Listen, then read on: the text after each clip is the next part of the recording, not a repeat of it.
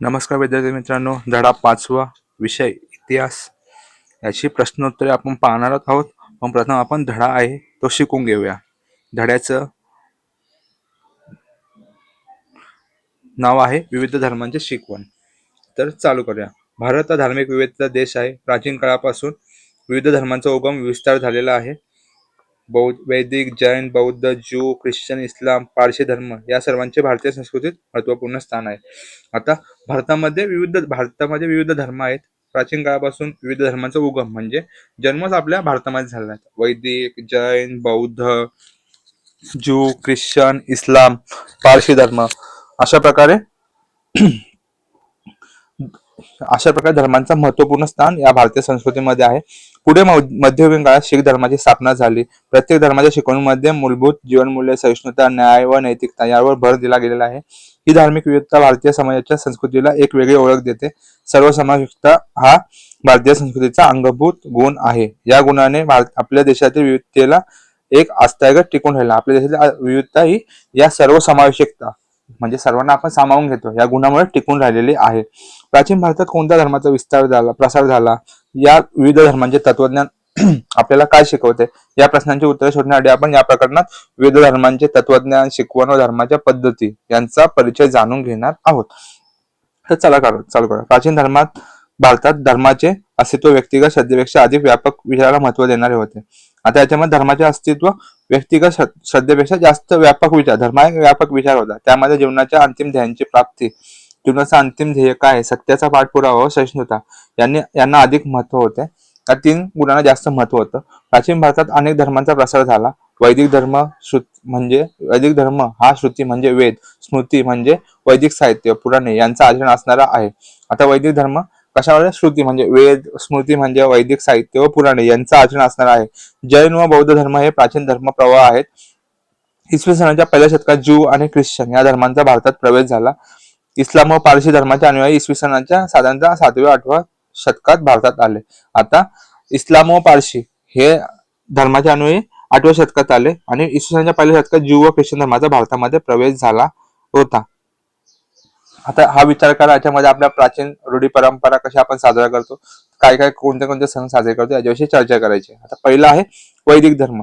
वैदिक धर्म भारतातील सर्वात जुना धर्म मानला जातो. वेद वाङ्मय या धर्माचा मूलभूत आधार आहे. वैदिक लोक यज्ञ, निसर्ग पूजन त्यासाठी वेदातील मंत्रांद्वारे हवी अर्पण करत असत. प्राचीन भारतातील सर्वसामान्य लोकांचे जीवन साधे होते, धर्मावर नैतिक मूल्यांवर आधारित होते. आता प्राचीन भारतातील लोकांचं जे जीवन होतं ते अत्यंत साधं होतं, धर्मावर व नैतिक मूल्यांवर आधारित होतं. वैदिक लोक यज्ञ, निसर्ग पूजन त्यासाठी मंत्रांद्वारे हवी अर्पण करत असत. आता उदाहरणार्थ सत्यवचन, कुटुंबातील वडीलधाऱ्या व्यक्तींचा आदर राखणे, नात्यांचा मान राखणे, दुसऱ्याला इजा पोहोचेल असे वर्तन न करणे यांवर आपण भर दिला जात असे. कालांतराने विधी अधिक गुंतागुंतीत झाल्या आणि हे विधी कालांतराने अधिक गुंतागुंतीत झालं. वैदिक धर्माच्या प्रमुख ग्रंथांमध्ये वेद, उपनिषदे, पुराणे आणि धर्मशास्त्रे यांचा समावेश आहे. वेदांमध्ये यज्ञ, मंत्र आणि देवता यांची माहिती दिलेली आहे. उपनिषदामध्ये तत्वज्ञानात आत्मा, ब्रह्म, जीवनाचा उद्देश आणि मोक्ष यांची चर्चा आहे. आता वैदिक धर्माच्या प्रमुख ग्रंथांमध्ये काय आहेत? वेद आहे, उपनिषदे आहेत, पुराणे आहेत, धर्मशास्त्रे आहेत यांचा भर आहे. तर उपनिषदामध्ये तत्वज्ञान, आत्मा, ब्रह्म, जीवनाचा उद्देश आणि मोक्ष यांची चर्चा आहे. त्यानुसार मानवी जीवन व निसर्ग आणि विश्व हे एकाच परब्रह्माचा आविष्कार आहे. त्यालाच आपण तत्व असे म्हणतो. हा विचार प्रसिद्ध वाक्यामध्ये मांडला. ही 2 वाक्य अशी आहेत: अहम ब्रह्मास्मी म्हणजे मीच ब्रह्म आहे आणि तत्त्वम असी तू तेच आहेस. हे 2 वाक्यांनी आपल्या हिंदू वैदिक धर्मामध्ये प्रसिद्ध वाक्यामध्ये मांडलेला आहे. हिंदू धर्म हा वैदिक धर्माचे अधिक व्यापक रूप आहे. हिंदू धर्म आहे वैदिक धर्माचे अधिक व्यापक रूप आहे. हिंदू धर्माने वेदांचे ज्ञान जपले, तसेच भक्ती, तत्वज्ञान, मोक्षकल्पना यांचा विचार रूढ केला. हिंदू धर्मामध्ये असे मानले जाते की प्रत्येक व्यक्तीच्या कर्मावर त्याचे भवितव्य अवलंबून असते. धर्म म्हणजे केवळ धार्मिक विधी नव्हे, तर सत्य, नैतिकता, कर्तव्य पालन व समाजसेवा या मूल्यांचे पालन करणे हा व्यक्तीचा उपजत धर्म आहे. या मूल्यांनुसार वागणे म्हणजे धर्माचे पालन करणे. यज्ञ, होम, हवन, उपासना, पूजापाठ करणे, सण आणि उत्सव साजरे करणे या सर्व हिंदू धर्माच्या जीवनशैलीचा भाग आहे. धर्मपालन आणि दैनंदिन जीवनातील व्यवहार हे हिंदू जीवनशैलीचे उत्तम सांगड घातले गेलेले आहे. प्राचीन भारतीय समाजात विकसित झालेल्या संस्कृती, कला, साहित्य, विज्ञान यांतही धार्मिक जीवन व्यावहारिकता यांची सांगड घातली गेलेली दिसते. याच्यामध्ये काय होतं? धर्मपालन, दैनंदिन जीवनातील व्यवहार आणि हिंदू जीवनशैली यांची उत्तम सांगड घातलेली आहे. आता प्राचीन समाजात विकसित झालेल्या संस्कृती, कला, साहित्य आणि विज्ञान यांतही धर्मजीवन व व्यावहारिकता यांची सांगड घातलेली आहे.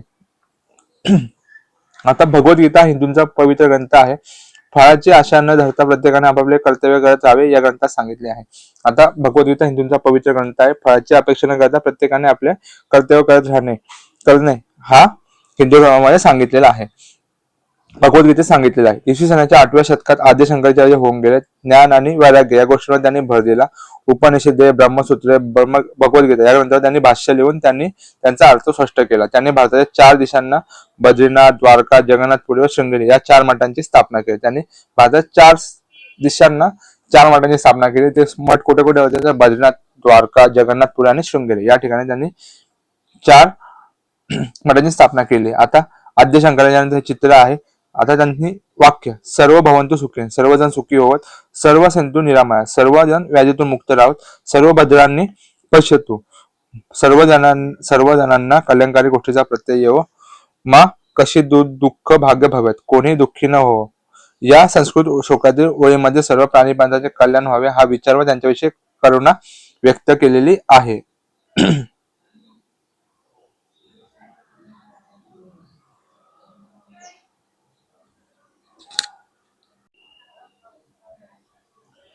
तर माहित आहे का तुम्हाला, भारतीय तत्वज्ञानाच्या परंपरेतील विविध मतप्रवाहातून निर्माण झालेले 6 प्रमुख मतप्रवाह आहेत.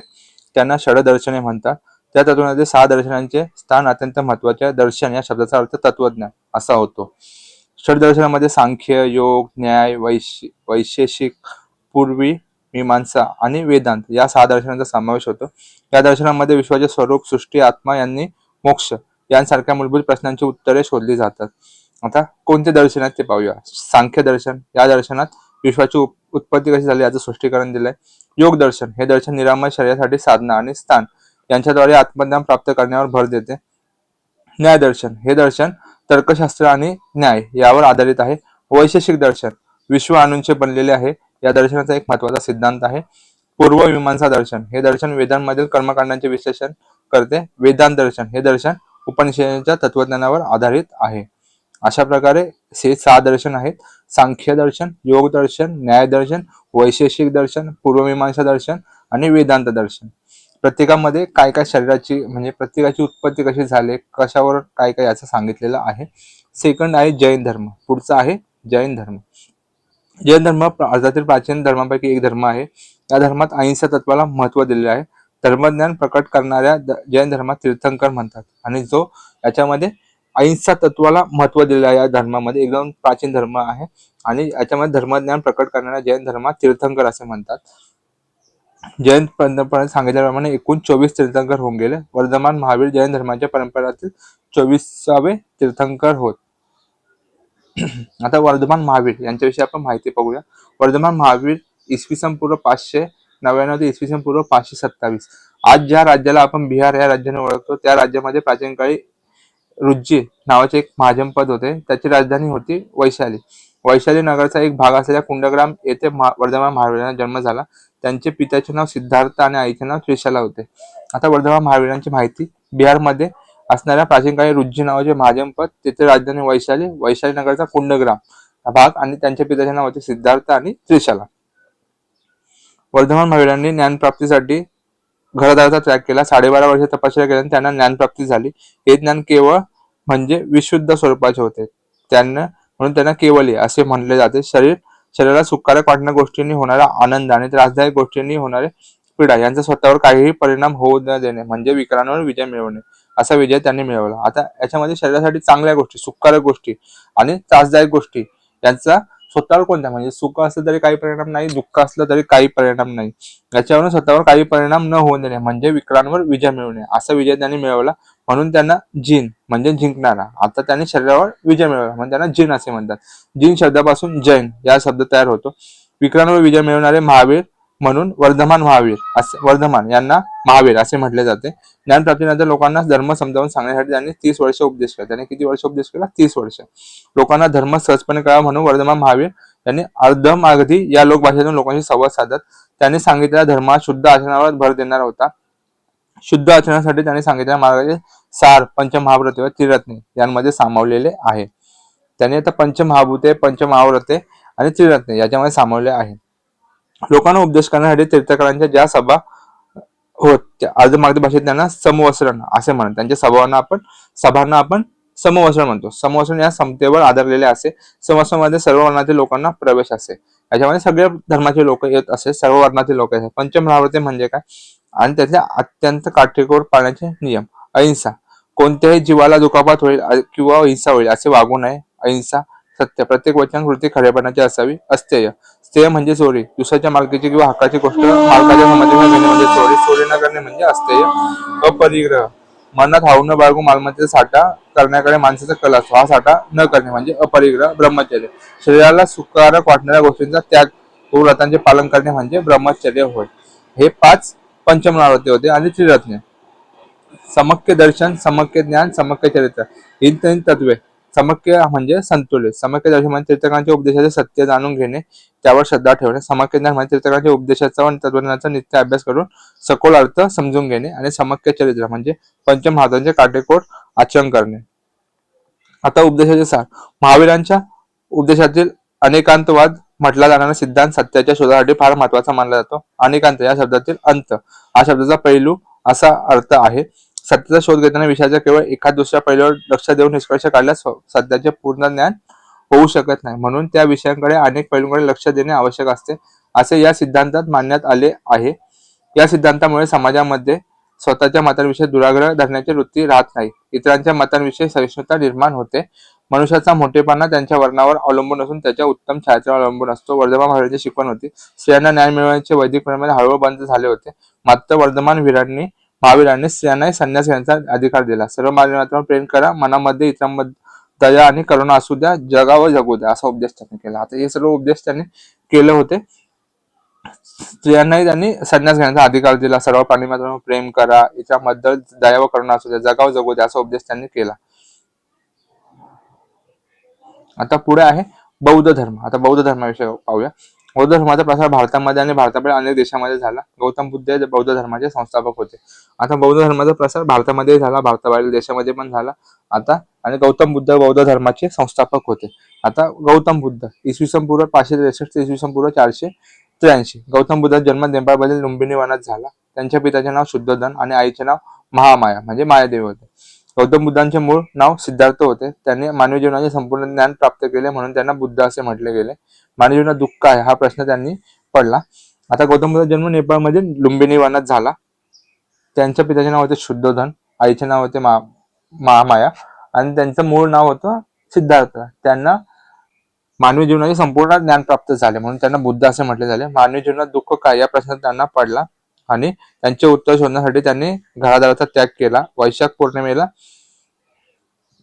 बिहारमधील गया शहरापासून जवळ असल्या उर्वेला या ठिकाणी पिंपळाच्या झाडाखाली ते ध्यानस्थ बसले होते. त्यावेळी त्यांना ज्ञान प्राप्त झाले. त्या पिंपळाच्या वृक्षाला बोधी वृक्ष असे आत्ताही म्हणतात. तसेच उर्वेला या स्थानाला बोधगया असे म्हणतात. त्यांनी पहिले प्रवचन वानरवासींवर सारनाथ येथे दिले.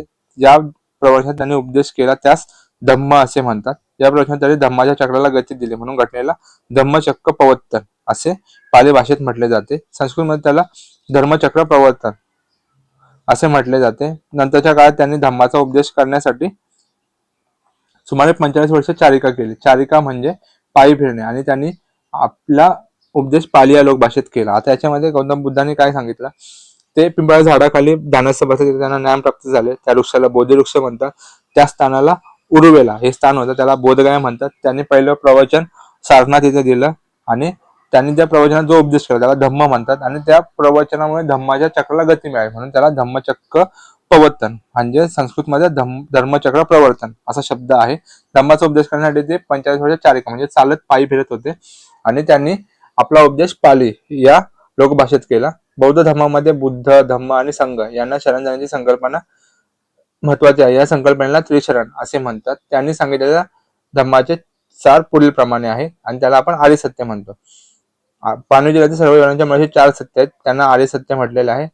पहिलं आहे दुःख. मानवी जीवनात दुःख असते, दुःखाचे कारण दुःखाला कारण असते. दुःख निवारण, दुःख दूर करता येते. आणि प्रतिपद म्हणजे मार्ग, हा दुःखाचा अंत करण्याचा मार्ग आहे. हा मार्ग शुद्ध आचरणाचा आहे. या मार्गाला अष्टांगिक मार्ग असे म्हटले आहे. दुःख, दुःखाचे कारण, दुःख निवारण आणि प्रतिपद. आता पंचशील. गौतम बुद्धांनी आणि 5 नियमांचे पालन करण्यास सांगितले. प्राण्यांची हत्या न करणे, चोरी करण्यापासून दूर राहणे, अनैतिक आचारापासून दूर राहणे, असत्य बोलण्यापासून दूर राहणे, मादक पदार्थांच्या सेवनापासून दूर राहणे, हे पंचशील मार्ग होता. आता बौद्ध संघ. आपल्या धर्माचा उपदेश करण्यासाठी त्यांनी भिक्खूंचा संघ निर्माण केला. गृहस्थ जीवनाचा त्याग करून संघात प्रवेश केला. त्यांच्या अनुयायांना भिक्खू असे म्हणत.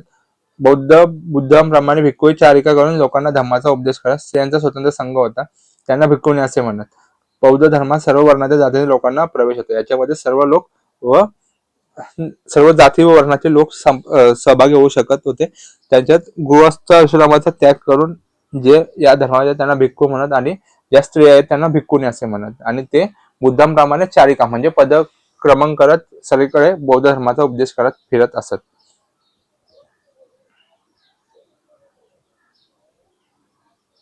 आता अष्टांगिक मार्ग. समक्य दृष्टी. 4 आर्य सत्यांचे ज्ञान, समक्य संकल्प, हिंसा वगैरे तत्वांचा त्याग व समक्य वाचा, असत्य, चाडी, कठोरता, निरर्थक बडबड न करणे, समक्य कर्मांत, प्राण्यांची हत्या न करणे, स्वराचार्यांपासून दूर राहणे, समक्य अजीव, उपजीविका गैरमार्गाने न करता योग्य मार्गाने करणे, समक्य व्यायाम. व्यायाम म्हणजे प्रयत्न करणे होय. वाईट कर्मे उत्पन्न होण्यात म्हणून उत्पन्न झाले असल्यास त्यांचा त्याग करावा, चांगली कर्मे उत्पन्न व्हावीत असे समक्य व्यायाम. समक्य स्मृती. मन एकाग्र करून लोभ किंवा विकारांना दूर करणे. समक्य समाधी. चित्त एकाग्र साधून ध्यानाचा अनुभव घेणे. आता उपदेशाचे सार. गौतम बुद्धांनी जे उपदेश केले त्याचा सार काय होता, तर गौतम बुद्धांनी मानवी बुद्धीच्या स्वातंत्र्याची घोषणा केली. वर्ण वगैरेच्या आधारे मानली जाणारी विषमता नाकारली. जन्माने कोणी श्रेष्ठ व कनिष्ठ ठरत नाही, आचरणावरूनच श्रेष्ठ कनिष्ठ ठरतो. छोटीशी चिमणी देखील आपल्या घरात स्वच्छंदपणे चिवचिवते, हे त्यांचे वचन विख्यात आहे. हे स्वातंत्र्य समता मूल्यांविषयी त्यांचे चिंतन दर्शवते. आता गौतम बुद्धांनी सांगितलं कोणी विषमता करायची नाहीये वर्ण धर्मावरून. कोणी जन्माने कोणी श्रेष्ठ कनिष्ठ ठरत नाही, तसेच तो श्रेष्ठ ठरतो तो आचरणावरूनच. छोटीशी चिमणी देखील आपल्या घटनामध्ये श्रेष्ठ व कनिष्ठ ठरते, हे त्यांचं खूप प्रसिद्ध वाक्य आहे. पुरुषांप्रमाणे स्त्रियांनी स्वतःची उन्नती करण्याचा अधिकार आहे, हा त्यांचा उपदेश होता. यज्ञासारख्या कर्मकांडाला विरोध केला. त्यांनी उपदेशलेली प्रज्ञाशील करुणा ही मूल्ये मानवाचे कल्याण साधणारे आहेत. सर्व प्राणी मात्रांविषयीची करुणा हे व्यक्तिमत्वाचे असाधारण वैशिष्ट्य आहे.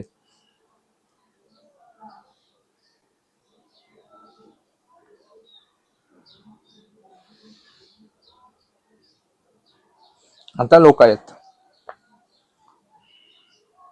लोकायत 4 व्याख्या नावाने ओळखला जाणारा प्राचीन काळातील विचार प्रवाह महत्वाचा होता. यांचा भर स्वतंत्र विचार होता. वेदांचे प्रामाण्य नाकारले. याच्यामध्ये लोकायत चार्वाक नावाने ओळखले जाणारे प्राचीन काळातील काही लोक होते. त्यांनी वेदांचे प्रामाण्य नाकारले. प्राचीन काळात भारतीय भूमीत नवीन धार्मिक विचारांचे स्रोत निर्माण होत राहिले. कालांतराने ज्यू, ख्रिश्चन, इस्लाम, पारशी धर्म समाजात रुजले. आता ज्यू धर्माविषयी आपण जाणून घेऊया. ज्यू धर्माचे लोक साधारणपणे इसवी सनाच्या पहिल्या ते 3ऱ्या शतकात केरळमध्ये कोची येथे आले असावे. ज्यू धर्माला यहुदी धर्म असे म्हटले जाते. देव एकच आहे असे ज्यू धर्मीय मानतात. ज्यू धर्माचे लोक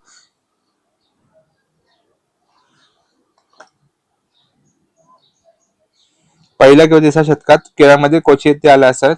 त्यांच्या ज्यू धर्माला यहुदी असे म्हटले जाते. देव एकच आहे असे ज्यू धर्मातील लोक मानत असत. आता तोरा हा ज्यू धर्माचा प्रमुख ग्रंथ आहे. ज्यू धर्माच्या शिकवणीत न्याय, सत्य, शांती, प्रेम, करुणा, विनम्रता, दान करणे, चांगले बोलणे, स्वाभिमान या गुणांवर भर दिलेला आहे. त्यांच्या प्रार्थनास्थळाला सिनॅगॉग असे म्हणतात. ज्यू धर्माच्या प्रार्थनास्थळाला सिनॅगॉग म्हणतात. ज्यू धर्माच्या शिकवणीत न्याय, सत्य, शांती, प्रेरणा, करुणा, विनम्रता, दान करणे, चांगले बोलणे, स्वाभिमान या गुणांवर भर दिला होता. तोरा ज्यू धर्माचा प्रमुख ग्रंथ होता. आता पुढे आहे ख्रिश्चन धर्म. ख्रिश्चन धर्माची स्थापना येशू ख्रिस्ताने केली. तो जगभर पसरला आहे. येशू ख्रिस्ताच्या 12 शिष्यांपैकी एक असणारे सेंट थॉमस इसवी सनाच्या पहिल्या शतकात केरळमध्ये आले. त्यांनी त्रिचूर जिल्ह्यातील पल्लयूर या इसवी सन 52 मध्ये चर्चची स्थापना केली. ख्रिश्चन धर्माच्या शिकवणीनुसार देव एकच आहे, तो सर्वांचा प्रेमळ पिता आहे, तो सर्वशक्तिमान आहे. येशू ख्रिस्त देवाचे पुत्र असून मानवतेचे उद्धार पृथ्वीवर आले असे मानले जाते. आता ख्रिश्चन धर्माची स्थापना येशू ख्रिस्ताने केली होती. हा जगभर पसरलेला धर्म आहे. येशू ख्रिस्तांच्या 12 शिष्यांपैकी एक असणारे सेंट थॉमस हे पहिल्या शतकात केरळमध्ये आले. त्रिचूर जिल्ह्यातील पल्लयूर इसवी सन 52 मध्ये त्यांनी चर्चची स्थापना केली. ख्रिश्चन धर्माच्या शिकवणीनुसार देव एकच आहे, तो सर्वांचा प्रेमळ पिता आहे आणि सर्वशक्तिमान आहे. येशू ख्रिस्त देवाचे पुत्र आहेत आणि मानव जातीच्या उद्धारासाठी पृथ्वीवर आलेले आहेत हे त्यांनी सांगितलेलं आहे. आपण सारे एकमेकांचे बंधू भगिनी आहोत. आपण सर्वांना प्रेम केले पाहिजे. अगदी शत्रूवर देखील चुकलेल्यांना क्षमा केली पाहिजे असं ख्रिश्चन धर्मामध्ये सांगितलेले आहे. आपण सर्वांवर प्रेम केले पाहिजे आणि शत्रूवर देखील चुकलेल्यांना क्षमा केली पाहिजे असं ख्रिश्चन धर्माने सांगितले आहे. बायबल हा ख्रिश्चन धर्माचा पवित्र ग्रंथ आहे. ख्रिश्चन लोकांच्या प्रार्थना स्थळाला चर्च म्हणतात. हे चर्चचा फोटो दिलेला आहे इथे. आता पुढे आहे इस्लाम धर्म. इस्लाम हा एकेश्वरवाद मानणारा धर्म आहे. याच्यामध्ये एकच आहे, अल्लाह एकच असून मुहम्मद पैगंबर त्यांचे प्रेषित आहेत. ईश्वराचा संदेश पैगंबरांमार्फत पवित्र कुराण धर्मग्रंथात प्रकट झाला. आता पवित्र ग्रंथ आहे धर्मग्रंथ इस्लाम धर्माचा कुराण. त्याच्यामध्ये ईश्वराचा संदेश पैगंबरांनी दिला होता. इस्लाम या शब्दाचा अर्थ शांती असा आहे. या शब्दाचा अर्थ अल्लाहला शरण जाणे असाही होतो. इस्लाम शब्दाचा अर्थ शांती आहे आणि अल्लाहला शरण जाणे. सर्व काळी सर्वत्र भक्त अल्लाह आहे. तो सर्व शक्तिमान आहे आणि परमदैव आहे. हे इस्लाममध्ये सांगितलेलं आहे. मानवी अस्तित्वाचा हेतू अल्लाहची उपासना करणे हाच आहे असे मानले आहे. मनुष्याने आयुष्यात कसे वागावे मार्गदर्शन पवित्र कुराण धर्मग्रंथात केलेले आहे. भारत व अरबस्तान यांच्यात प्राचीन काळापासून व्यापारी संबंध होते. अरबस्थानातील व्यापारी केरळच्या किनारे बंदरांना भेट देत असतात. मानवी इसवी सनाच्या 7व्या शतकात अरबस्थानात इस्लामचा प्रसार झाला. त्या शतकात अरबी व्यापाऱ्यांमार्फत भारतामध्ये इस्लामचे आगमन झाले. इस्लाम धर्माच्या प्रार्थनास्थळाला आपण मशीद असे म्हणतो. हे मशीदचं चित्र आहे. अरबस्थान म्हणजे सौदी अरेबिया, आता दुबई सौदी अरेबिया तो भाग आहे आणि भारत यांच्यामध्ये व्यापार होत असत. अरबस्थानातील लोक केरळच्या बंदरांना भेट देत असत. तेव्हा इस्लामचा प्रसार झाला अशी मान्यता आहे. आता पारशी धर्म. पारशी लोक वैदिक संस्कृतीचे लोक यांच्यात प्राचीन काळापासून संबंध होते. पारशी धर्माच्या पवित्र ग्रंथाला अवेस्ता असे म्हणतात. ऋग्वेद आणि अवस्था यांच्या भाषेमध्ये साम्य आहे. आता वैदिक संस्कृती लोक आणि प्राचीन पारशी लोक यांच्यात संबंध होता असे मानले जाते आणि पारशी धर्माच्या पवित्र ग्रंथाचे नाव अवेस्ता आहे आणि ऋग्वेद आणि अवेस्ता यांच्यातील भाषेमध्ये साम्य आहे. पारशी लोक इराणच्या पार्स आणि फार्स नावाच्या प्रांतातून भारतात आले म्हणून त्यांना पारशी असे नावाने संबोधले जाते. याच्यामध्ये पारशी या लोकांना ओळखले जाते. फार्स व इराणच्या पार्स व फार्स या प्रांतातून आले होते म्हणून त्यांना पारशी म्हणले. ते प्रथम गुजरातमध्ये आले. ते इसवी सनाच्या 8व्या शतकात आले असत असे काहींचे मत आहे. झरतुष्ट्र हे पारशी धर्माचे संस्थापक होते. औरमझ या नावाने त्यांच्या देवाचा उल्लेख केला जातो. पारशी धर्मामध्ये अग्नी आणि पाणी या दोन तत्वांना अत्यंत महत्व आहे. या देवळामध्ये पवित्र अग्नी प्रज्वलित केलेला असतो. या देवळांना अग्यारी असे म्हणतात. उत्तम विचार, उत्तम वाणी, उत्तम कृती 3 प्रमुख आचरण पारशी विचारसरणीचा गाभा आहे. हे बघा अग्यारी त्यांचं प्रार्थनास्थळ आहे. नंतर पुढे भारतात प्राचीन काळापासून धार्मिक सहिष्णुता होती. भारतीय संस्कृतीमध्ये एक सत विप्रा बहुधा वदंती हे सूत्र उरलेले. याचा अर्थ अंतिम सत्य एकच आहे, त्याला अनेक नावे दिली जातात असा होतो. त्यामुळे भारतीय समाजामध्ये कायमचा सर्वांना सामावून घेतले आहे. सर्व धर्मांचा भारतीय सांस्कृतिक व धार्मिक परंपरा मोठा प्रभाव पडला. या धर्माच्या अनुयायांनी सांस्कृतिक पद्धती, सामाजिक सौहार्द, धार्मिक सहिष्णुता या विचारांना प्रोत्साहन दिले. धार्मिक विविधता असलेला भारत आजही या सर्व धर्माच्या समन्वयाने समृद्ध आहे व इतर धर्मांबरोबर सहिष्णुतेने जगणे हे भारतीयांचे वैशिष्ट्य आहे. अशा प्रकारे आपला हा धडा शिकून झालेला आहे. सर्व धर्म आपण शिकलेले आहेत. याचे स्वाध्यायाचे प्रश्नोत्तर मी तुम्हाला पुढच्या व्हिडिओमध्ये देईल. तरी सध्या मी काही प्रश्नोत्तरे शोधलेले आहेत ते आपण पाहूया. भारतीय एका वाक्यात अशा उत्तर लिहा. भारतीय संस्कृतीचा अंगभूत गुण सर्वसमावेशकता. धर्मज्ञान प्रकट करणारा तीर्थंकर. गौतम बुद्धांनी पहिले प्रवचन वाचण्यास सारनाथ तिथे दिले. ज्यू धर्मियांचा प्रमुख ग्रंथ तोराह. इस्लाम धर्माचे प्रार्थनास्थळ मशीद. इतर धर्मग्रंथ प्रार्थनास्थळ. तर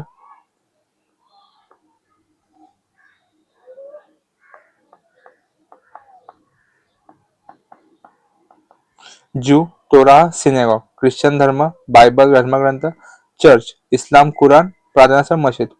धर्म पारशी अवेस्ता अग्यारी प्रार्थनास्थळ. अशा प्रकारे याचा स्वाध्यायाचे प्रश्नोत्तर मी तुम्हाला पुढच्या व्हिडिओ देईल. तुम्हाला व्हिडिओ आवडल्यास आपल्या चॅनलला सबस्क्राईब करा, व्हिडिओला लाईक करा, शेअर करा, कमेंट करा आणि जास्तीत जास्त मुलांपर्यंत आपली व्हिडिओ पोहोचण्यास मदत करा. धन्यवाद.